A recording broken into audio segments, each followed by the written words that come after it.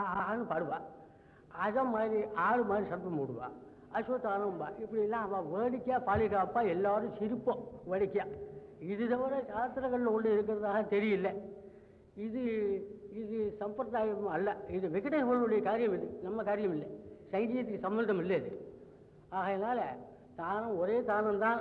அப்புறம் சக்கர தானம் எல்லாமே சொல்லுவா. அதெல்லாம் காரண பெயர். எத்தனையோ ஒன்று இருக்கலாம்.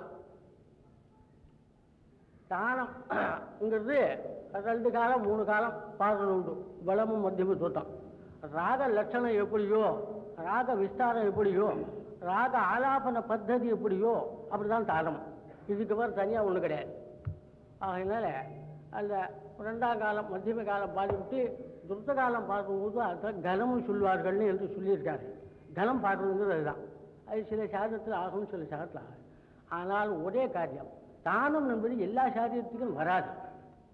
அது ஒரு பாயிண்ட் முக்கியமாக கவனிக்க வேண்டியது. அந்த கமக சாஸ்திரமாக இருந்து அகார சுத்தம் இல்லாத தான் தானம் வரும். இல்லாமனா அந்த அககல்னு அந்த கக்கு புக்கெல்லாம் வரப்படாது. அந்த கக்கு புக்கு வந்ததுலாம் அதுக்கு தானத்துக்கு லட்சணம் இல்லை. அககல் ககல் லகக ககக தகக இல்லைன்னா கக்கு புக்கு இதெல்லாம் வரப்படாது. இதெல்லாம் வரும். அது கமகமாக வரணும். தல்தி வாத்தியத்தில் வாசிக்கிறாப்புல, கோட்டு வாத்தியத்தில் வாசிக்கிறாப்புல வரணும். அப்போ தான் தான லட்சம். இந்த நடுவில் இந்த மாதிரி எல்லாம் வரப்படாது. வந்ததுன்னா அது வாய்ப்பாட்டில் கமகத்தினுடைய ஒரு தானத்தினுடைய லட்சணம் இல்லை. நல்லா இருக்கேன். இப்படி காலையில் எத்தனையோ விடுறது, எத்தனையோ நடந்துங்களா இருக்குது, எத்தனையோ இருக்குது, நல்லா பாடுறவாலும் இருக்கா. அப்படிலாம் இருக்கு. அதனால் இதில் உள்ள ஒரு விசேஷம், குண விசேஷம், அது உள்ள ஒரு வீக்னஸ். அவர் டிவி சுப்பராஜ் சொல்லுவார். அப்போவே தானம் எல்லா சாரியத்துக்கும் வராதுன்னு பெறுவேன்.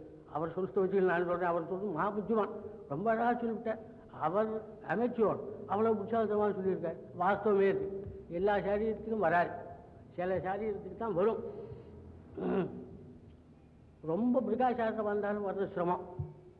இதெல்லாம் கொஞ்சம் மத்திய காலம் உடம்பு காலம் எல்லாம் பாட முடியாத இடத்துல இருந்தால் தான் தானம் வரும். கமக்கம் பேசணும், அப்போ தான் வரும். இப்பொழுது மணி ஆகிட்டதுனால பேசிக்கிட்டே போகிற மத்திய நான் சொல்லிக்கிறேன். ஏதாவது தேவை இருந்தால்.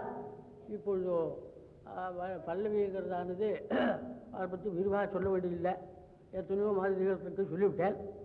இப்போது ஒரு சண்முகப்புரிய ராகத்தை எடுத்து ஏதோ என்னாலும் சக்தியான சுவாரம் கொஞ்சம் பாடி வாத்தியங்கள் என்ன வாசிக்கிற வாழ்லாம் இருக்கா அவளையும் நிறையா வாசிக்க சொல்லி ஒரு ஆமாம் ஆமாம் திஸ்ர ரூபகம் 5 அட்சரம் ஆறுது. அதில் திஸ்ர கதி வேறு ஒன்றும் இல்லை, சிம்பிளாக தான் உள்ளது. திஸ்ர கதி என்றால் 6 அட்சர காலம் வரும். 8 கடை சவுக்கம் இல்லை, 6 கடை சவுக்கம் மாதிரி அர்த்தம் அது. 5 அட்சரம் தள்ளி எடுப்பு கடைசி, அவ்வளோ. இது ஏற்கனவே பாட்டு இருந்துருக்கா. இந்த பல்லவி சாகித்யத்தை இந்த தாளத்தை வச்சு ஒரு பாடியிருக்கா. ஆயுதாளத்தில் பாடுற பல்லவி தான் இது நான் பாட போடுறது. அதெல்லாம் இந்த தாளத்தில் பாடியிருக்கார்கள். அதனால் அதை வச்சுக்கிட்டு பாடுவோம். அவர் பாடக்கூடிய சுப்பராமையர் சொல்லுவார், ஒரு அட்சரம் முன்ன பண்ணி வச்சுட்டு பாடினாலே போடுமே அப்படின்பார். 8 அட்சரத்தை கூட 9 வச்சுக்கலான்னு போகிறோம், 7 வச்சுக்கலான்னு போகிறோம். பாடுறதுக்கு சிரமப்படும்னு சொல்லுவார் சாதாரணமாக.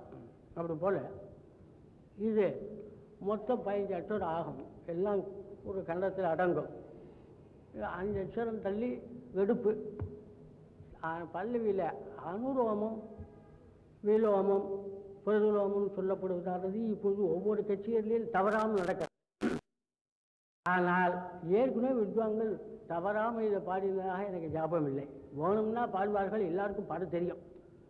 கொஞ்சம் அதை அனுபவம் பாடி காட்டா தேவையில்லைன்னு காட்டால் உடனே பாடுவார்கள், ரெடியாக இருப்பார்கள். அனுபவம் எல்லா கட்சியிலையும் பாட மாட்டார்கள். சில கட்சிகளில் வேணும்லாம் பாடுவார்கள், கோரியினாலும் பாடுவார்கள், போராடாலும் அவாலாவும் பாடுவார்கள். பாடணுங்கிற முறையிலே பாட மாட்டார்கள். அதுதான் விசேஷம். இப்போ அதுவே நெருப்பு பண்ணி ஒரு ட்ரெஸ்ஸாக போட்டு தாளத்தை போட்டு அடித்து டீச்சர் பண்ணி என்னவோ பண்ணியதை எல்லாம் பாடுறதாக இப்போ ஆகிட்டு இருக்கோம். அது ஒரு பெரிய வேலை. இது ஒரு பெரிய வேலை தெரிஞ்சால் மனோதர்மம் வருமா? மனோதர்மத்துக்கு அதுக்கு சம்மந்தமே இல்லை. மனோதர்மம் வேர்டு இது வேர்டு. இது பாடம் பண்ணி தயார் பண்ணி தாழ்த்து போட்டு சாதிச்சு பாடுற விஷயம். நமக்கு வந்து ராகம் தாளம் பல்லவி எல்லாம் இந்த மனோதர்ம சங்கீதத்தை சேர்ந்து இவ்வளவும் கற்பனை இருந்தால் தான் வரும். அவெல்லாம் சமுத்திரமான கற்பனை எழுதுது, மணிக்கணக்காக பாடியிருக்காரு. அதனால் இந்த ஆனால் ஒரு காரியம் 3 காலம் பள்ளி பாடுவார் விடாம. அதுக்கு 2ஆம் காலம் 3ஆம் காலம் பாடுவார். 4 சவுக்கத்தில் பள்ளியை பாடினா மறுபடியும் 2 கலையில் பாடுவார்கள். மறுபடியும் 1 கலையில் கொஞ்சம் பாடி முடிப்பாங்க. இதுதான் சம்பிரதாயமாக பாடியிருக்கேன். நான் நல்லா கேட்டிருக்கிற ஞாபகத்தில். இப்பொழுது சண்முக ராகம் கொஞ்சம் பாடி கொஞ்சம் சிறிது தானங்கிற சம்பிரதாயத்துக்கு பாடி மணி ஆகிட்டதுனால ரொம்ப நேரம் ஆகாமல் எல்லோரும் சாப்பாட்டுக்கு இனிமேல் தான் போகிறேன். அதனால் அந்த கொஞ்சம் ஒரு அளவுக்கு பாடி அதை முடிஞ்ச வரை செய்கிறோம். முதலாக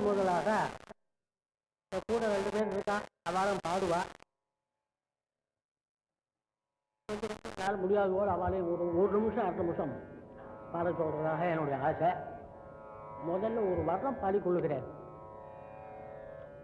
அதாவது இந்த வர்ணம் மகாவித்யானுடைய தமையன் மகாவித்வான் ராமசுவாமி சிவன் செய்தது. காம்போதி தான் ஸ்வரத்தான பதவர்ணம்னு சொல்லலாம். அப்படியே எல்லா ஸ்வரங்களே சாகித்யமே ஸ்வரம், இப்படி அநேக இடத்துல வருவதில்லை. அது ரொம்ப விசேஷமாக இருக்கும்.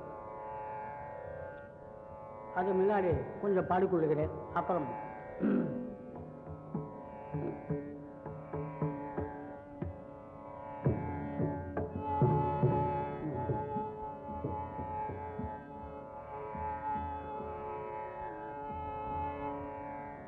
எல்லாரும் தெம்மா பால்யமாக வாசிக்கப்பட்டவா.